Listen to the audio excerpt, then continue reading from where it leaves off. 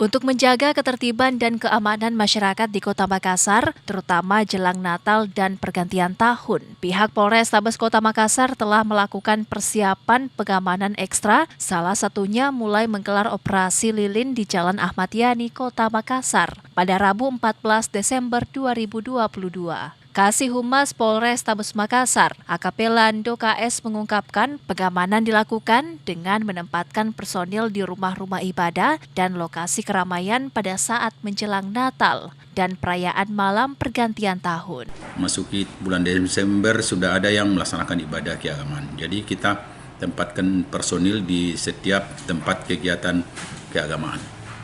Dan kita tingkatkan pada puncak perayaan Natal dan Tahun Baru. Jadi kita menugaskan personil pada tempat-tempat kegiatan ibadah. Ada skala prioritas. Itu karena tempat ibadah berada di jalan protokol, di keramaian, dan jemaatnya banyak.